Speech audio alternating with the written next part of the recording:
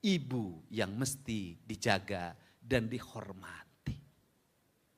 Untuk itu, mari pada saat Natal saat ini, saya mengajak pada semuanya, hentikan berbagai aktivitas yang engkau telah meluluh lantahkan bumi, tempat suci yang dimana engkau dilahirkan, dibesarkan, dan engkau akan kembali padanya.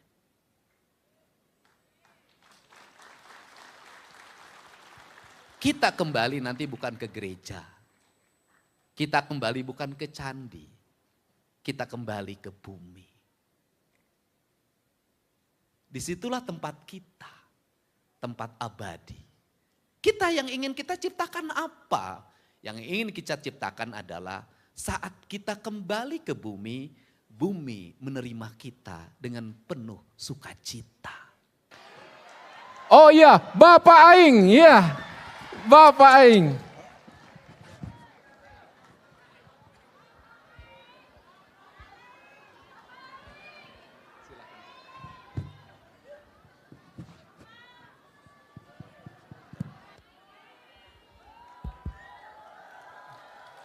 Assalamualaikum warahmatullahi wabarakatuh. Sampurasun, Salam, Om Swastiastu, Namo Buddhaya, Salam Kebajikan. Semua jamaat yang hadir pada kesempatan malam hari ini, saya menyampaikan selamat merayakan Natal. Semoga kebahagiaan, kemuliaan menyertai Anda semua.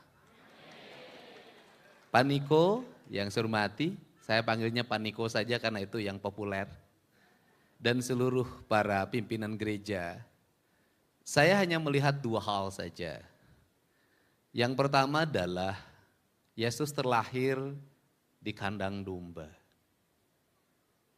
Apa sih maknanya dalam perspektif kebudayaan yang saya pahami?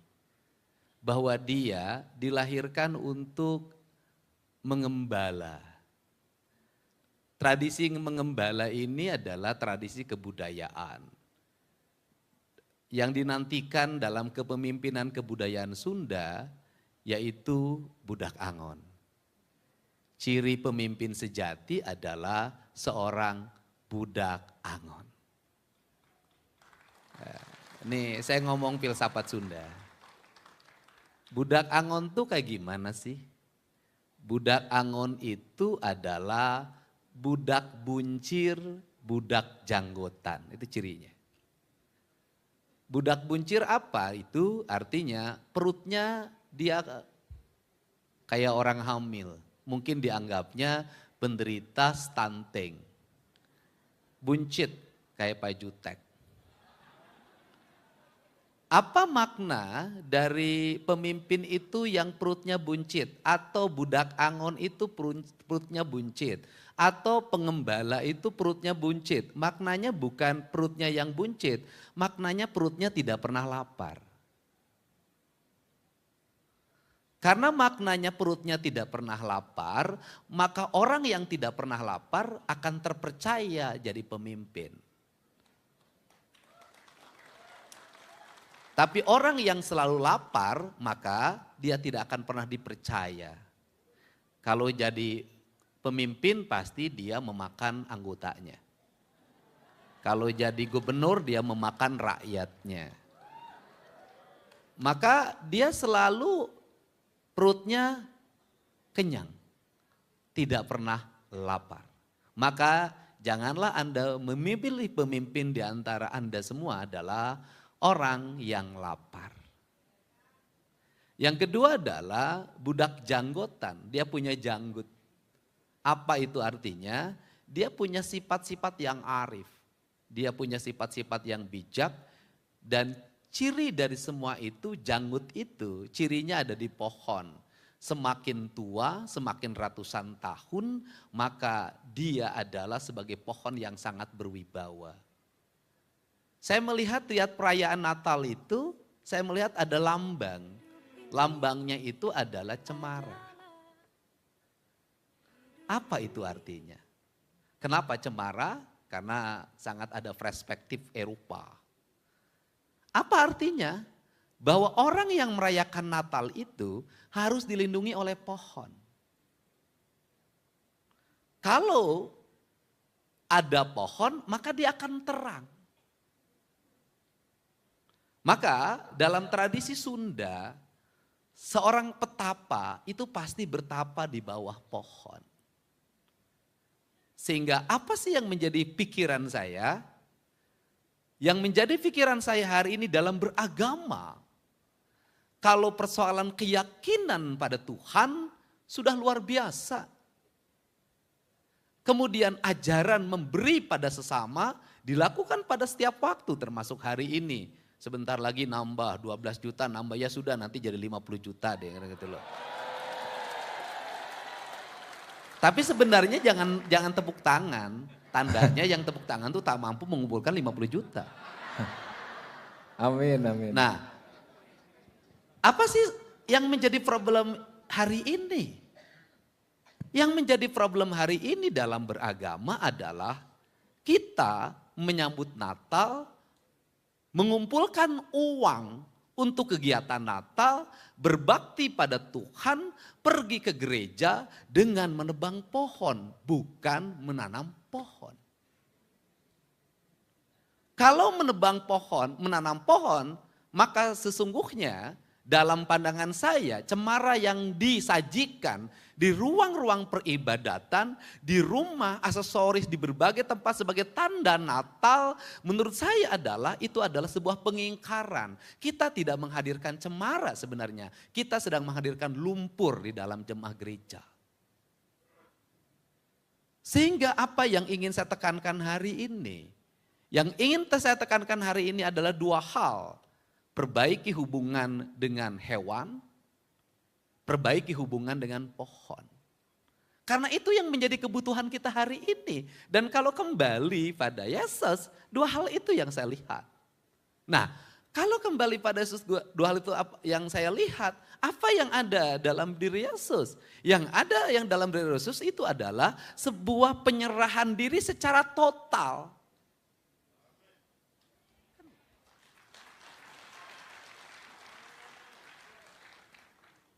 Dia sudah menyerahkan diri secara total. Itu dalam kebudayaan Sunda, itu ada tradisi sesaji. Sesaji yang tertinggi dalam tradisi Sunda itu bakakak. Yaitu ayam yang dibelah kemudian dibakar. Ciri dari bakakak itu begini, dia disalib. Dia menyerah, artinya apa? Orang yang bertuhan adalah orang yang menyerah. Orang yang sudah tidak boleh lagi mengakui sesuatu. Orang yang tidak boleh lagi mengklaim sesuatu. Orang yang tidak pernah takut lagi kehilangan. Walaupun ada lagunya. Lah kita ini aneh.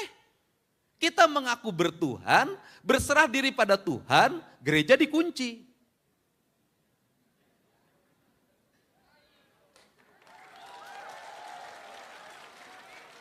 Tambah lagi pakai CCTV. Ditambah lagi pakai security. Pertanyaan saya adalah, di mana letak penyerahan diri Anda? Di mana letak penyerahan diri saya? Kalau selalu dalam setiap waktu takut. Bukankah rasa takut itu tidak ada keyakinan? Orang-orang yang memiliki keyakinan tidak ada rasa takut dalam dirinya.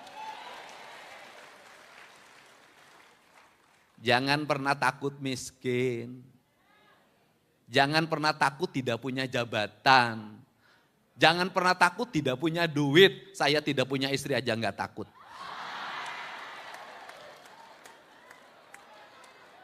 Boleh tepuk tangan?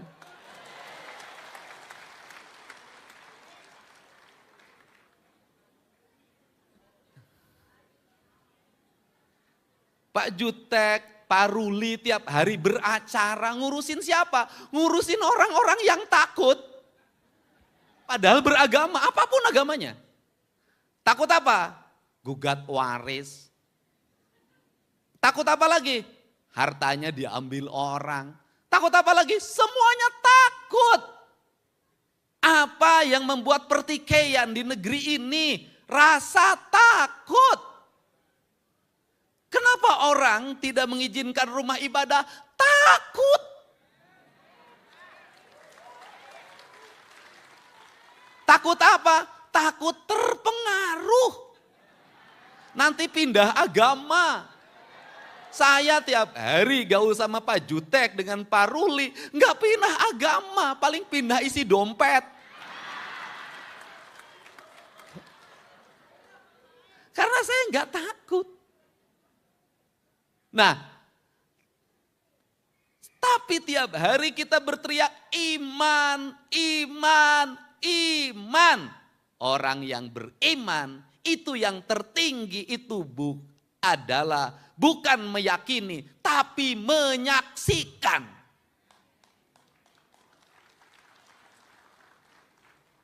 Kalau sudah menyaksikan berarti dia bersaksi. Bersaksi di pengadilan itu adalah orang yang harus melihat dan mendengar. Kalau tidak bisa melihat dan mendengar sendiri, tidak bisa menjadi saksi yang valid.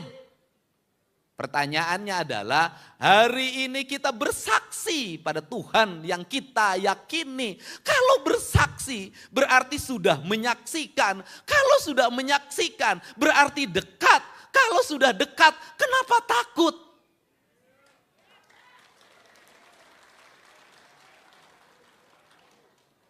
Untuk itu kenapa kita takut miskin? Kenapa kita takut tidak makan? Bukankah Yesus sendiri tidak takut apapun? Dia melepaskan sendiri seluruh beban dunianya. Untuk apa? Untuk mengajarkan tentang bahwa kesaksian itu harus disaksikan. Dan kesaksian itu akan lahir apabila kita merasakan.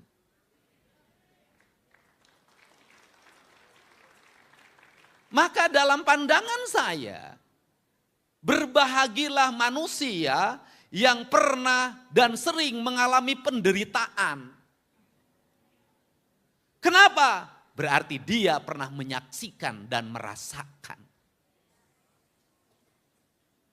Orang yang mengalami penderitaan itu adalah orang-orang yang mengikuti tradisi kenabian. Jadi kalau Anda menjadi orang beriman, mengaku beriman, mudah tersinggung, mudah marah, nggak pernah menderita, penuh rasa takut. Udahlah jangan ngaku beriman, berimin saja. Untuk itu apa sih yang ada pesan yang ingin saya sampaikan?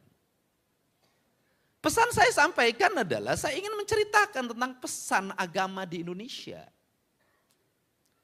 Agama-agama datang ke Indonesia itu menggeser sebuah keyakinan leluhurnya orang Nusantara. Leluhurnya orang Nusantara apa? Mu orang Batak, mu orang Jawa, mu orang Bugis, mu orang manapun. Mu orang Kalimantan, orang Dayak. Pasti hubungan ketuhanannya itu di dua hal. Di alam dan di leluhurnya. Orang Batak itu jadi 4 hal sekarang. Alam, leluhur, dan agama. Dipakai orang Batak semuanya. Sehingga orang Batak agama apapun pasti ujungnya pakai sihaan. Pasti pagabean. Itu ciri. Dan saya selalu berulang-ulang. Salah satu suku yang tidak akan punah di Indonesia adalah suku Batak.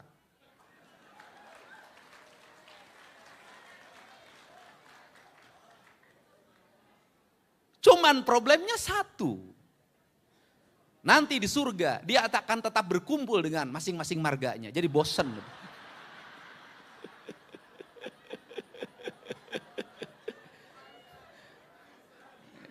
Iya, di dunia bertemu sama sihaan, di surga dengan sihaan lagi. Dan nanti yang dicari membela, itu yang pertama ditanya sukunya dulu, mana kau? Sihaan, boleh bareng sama aku. Mana kau? Nasution, sana. Ya itu canda saja. Nah, apa sih yang ingin dipesankan Leluhur kita itu dulu, itu dianggap animis dan dinamis. Pemuja batu, pemuja pohon, pemuja batu, pemuja pohon. Memujanya nggak jauh-jauh mereka. Kalau dia tinggal di gunung, yang dipuja gunungnya. Kalau dia tinggal di laut, yang dipuja lautnya. Kalau dia tinggal di lembah, yang dipuja lembahnya. Kenapa? Karena dalam perspektif berpikir mereka, saya lahir di sini, maka saya harus menghormati tempat di mana saya dilahirkan, tempat di mana saya makan. Titik, nggak geser. Maka beragam. Tetapi dari animis dan dinamis itu satu. Walaupun dalam pandangan kaum agamawan mereka salah dalam bertuhan. Tetapi mereka benar dalam apa? Dalam menjaga alam dan lingkungannya. Pohonnya dihormati, batunya dihormati, mata airnya dihormati. Dan masuk agama. Mengajarkan apa tentang spiritualitas. Pada pemahaman-pemahaman tentang ketuhanan yang langit.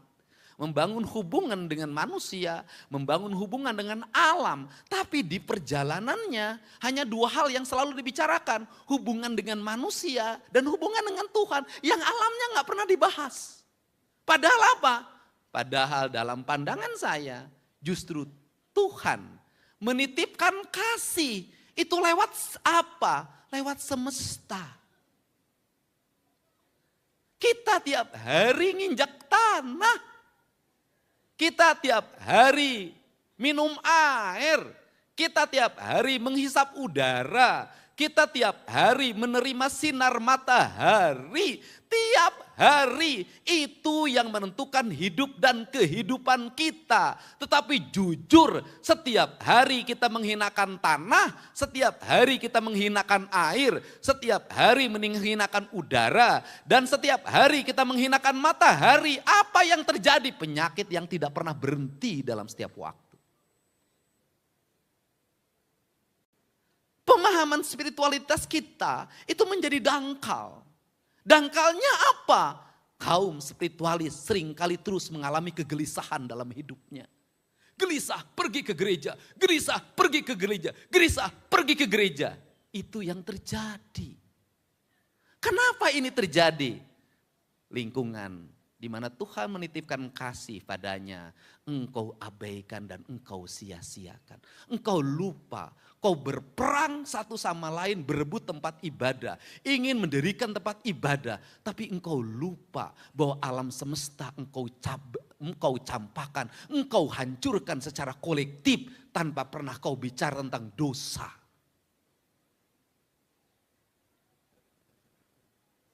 Apa yang terjadi? Kehancuran. Apa yang terjadi? Derita. Apa yang terjadi? Kecemasan. Apa yang terjadi? Kegelisahan. Kenapa kita semuanya gelisah? Karena kita terpisah dari induk kita. Maka orang Sunda menyebut tanah itu sebagai Sunan Ambu. Ibu yang mesti dijaga dan dihormati. Untuk itu, mari pada saat Natal saat ini, saya mengajak pada semuanya, hentikan berbagai aktivitas yang engkau telah meluluh lantahkan bumi, tempat suci yang dimana engkau dilahirkan, dibesarkan, dan engkau akan kembali padanya.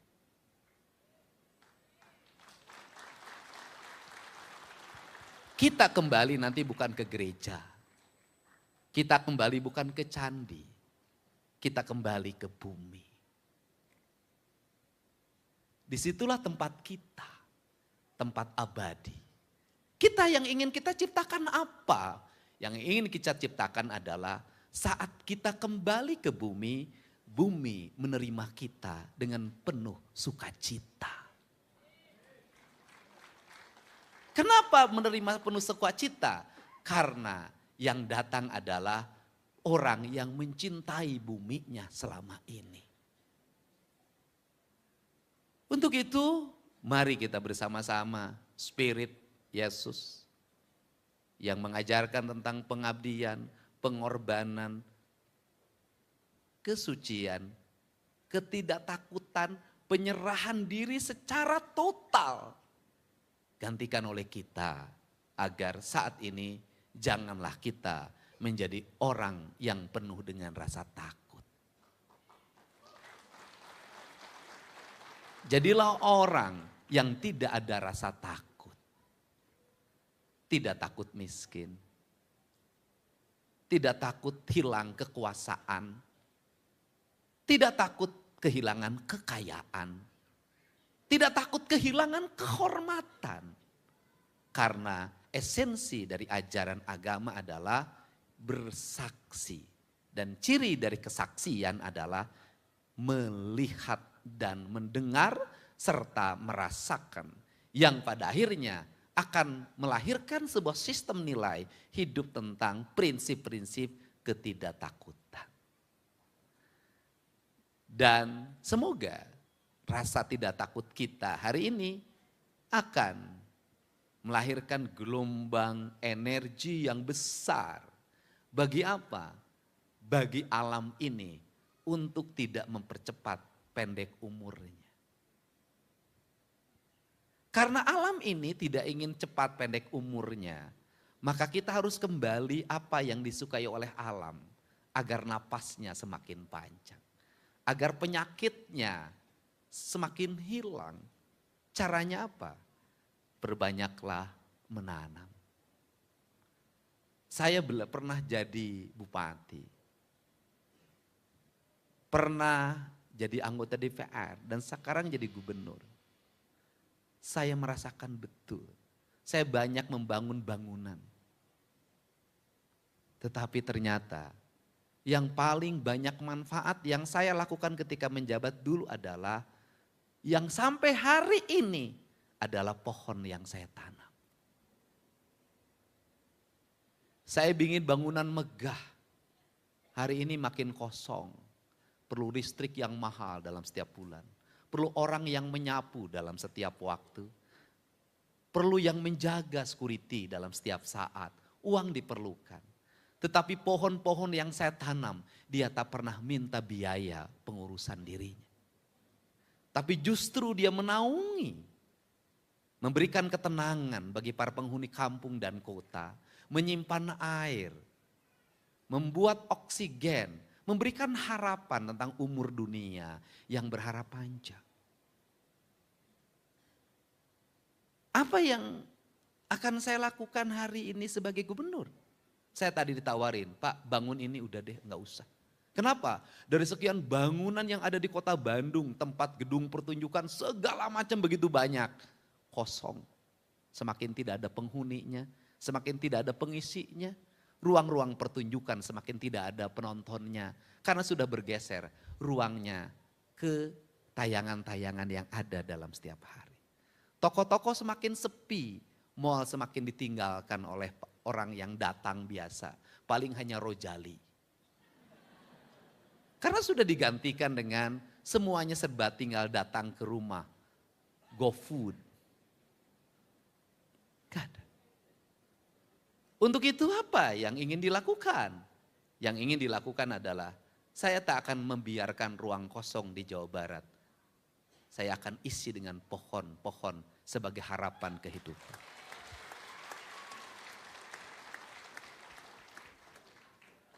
Kalau umat Kristiani mencintai pohon cemara, saya juga mencintainya karena bisa ditanam.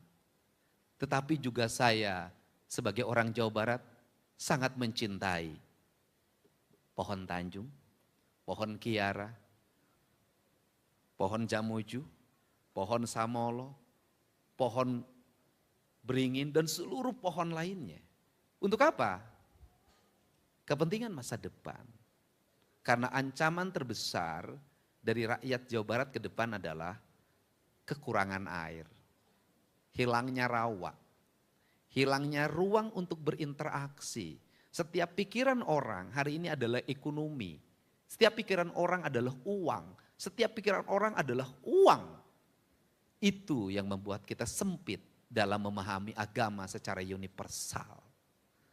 Tempat ibadah kita yang paling utama adalah seluruh bumi ini adalah tempat kita beribadah. Sekali lagi saya katakan, seluruh bumi ini adalah tempat kita beribadah. Untuk itu janganlah bersedih hati apabila belum bisa mendirikan gereja. Kenapa? Kita bisa beribadah dimanapun. Karena Tuhan sangat mencintai setiap manusia yang mengingat Tuhan dimanapun. Hadirkan gereja dalam setiap hari. Hadirkan gereja di hati kita. Agar kita beracara, ada gereja di hati kita sehingga tarifnya tidak terlalu tinggi. Agar kita menjadi dokter, hadirkan Yesus di hati para dokter yang Kristiani. Agar apa? Agar membuat resepnya disesuaikan dengan pasiennya. Kalau dia adalah berpenghasilan 3 juta, maka generik. Penghasilan 30 juta sesuaikan dengan kebutuhannya. Kenapa? Apapun ucapan kita tentang iman. Manakala kita menulis resep, kemudian mencekik leher pasien kita, membuat dia menderita. Sesungguhnya iman kita adalah iman kamuflatif, bukan iman yang sesungguhnya. Kita ingin bertuhan, bukan hanya di ruang-ruang ritual. Kita ingin bertuhan dalam ruang spiritual. Sehingga tidak ada lagi kalimat goblok ketika di jalan raya karena macet.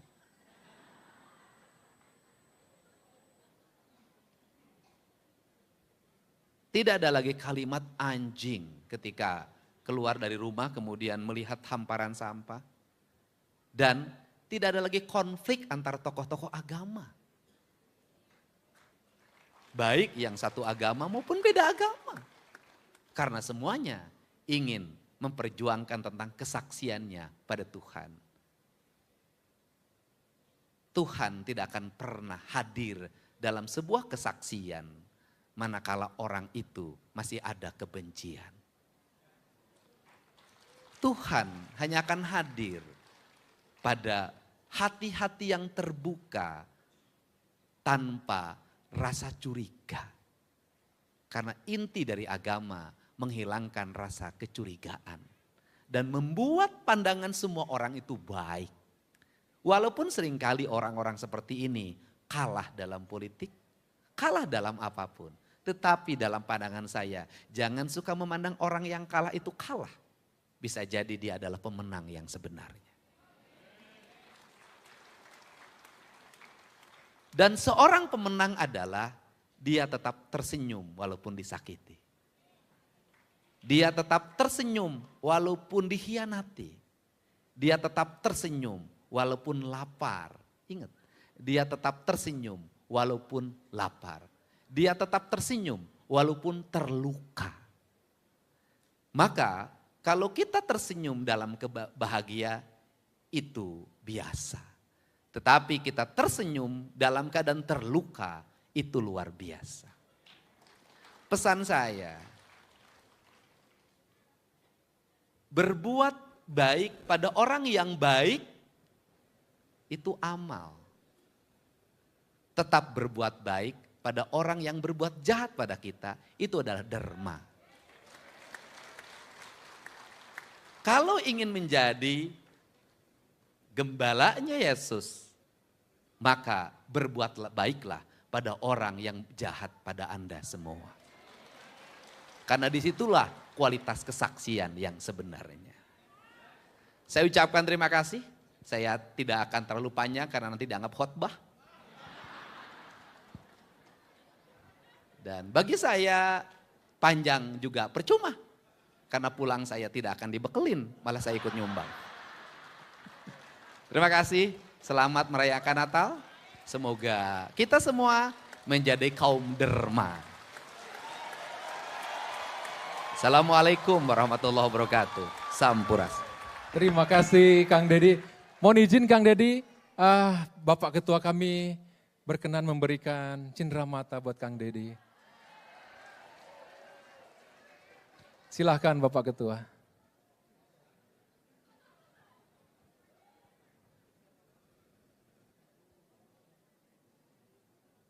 Sabar ya, setelah ini foto, sabar.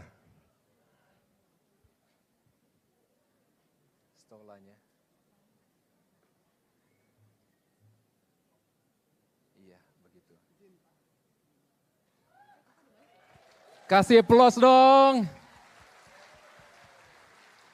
Satu lagi, Pak. Ini. Nanti ditaruh kembali aja.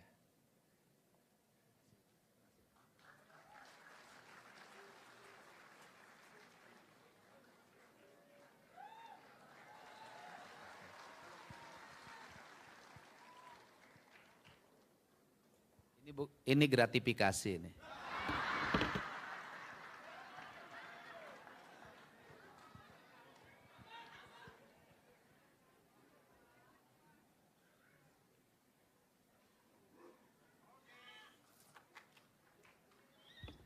Ini tanda kasih, bukan tanda pindah agama.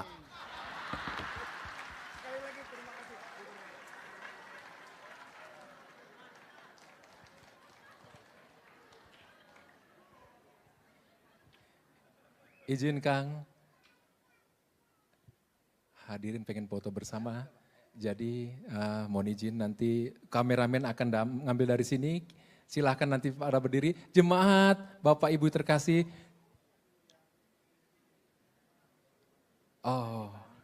Oh boleh, ya siap. Jadi saya lupa tadi. Mohon izin kami undang yang terhormat Bapak Niko tampil ke depan. Kita akan bersama-sama mengabadikan foto di momen ini. Bapak Ketua Panitia, Bapak Bob Foster, Bapak Pendeta.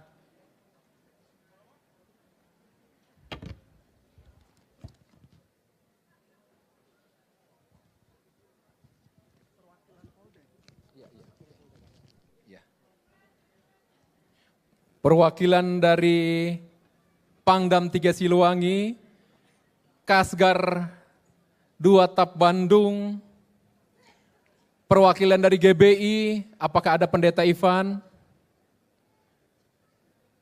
Perwakilan dari Polda Jabar, oke.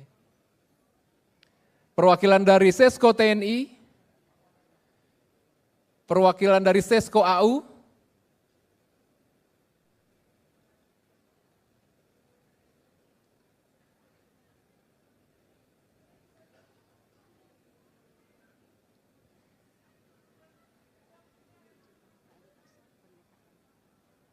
Bapak Pendeta Erik,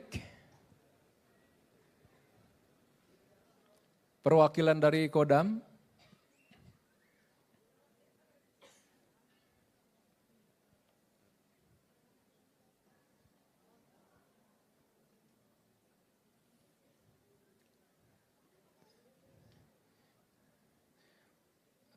orang tua Kasat Bapak Simbanjuntak, apakah berkenan ke atas? Kita kasih aplaus dulu. Hati-hati Opung.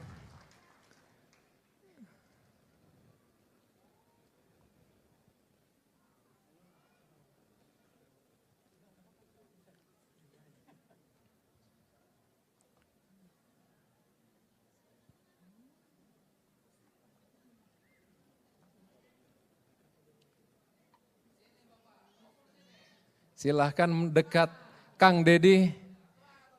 Kameramen siap, silahkan diabadikan.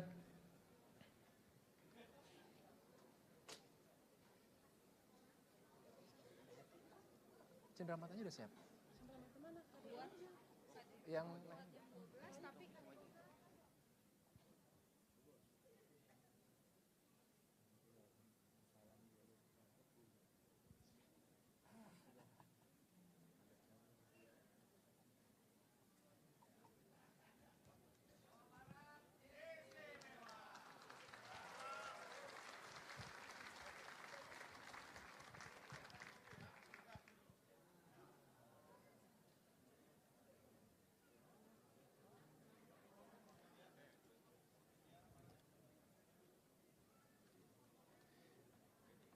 sesi selanjutnya akan diambil dari atas ke jemaat sekalian sehingga semuanya dapat terfoto. Silahkan kameramen ke atas.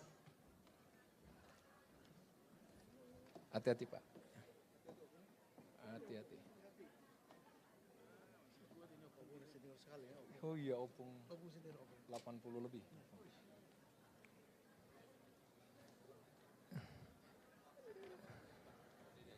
Silakan jemaat sekalian dengan hormat kami undang bangkit berdiri untuk diabadikan foto dari depan bersama dengan para pejabat kita yang terkasih.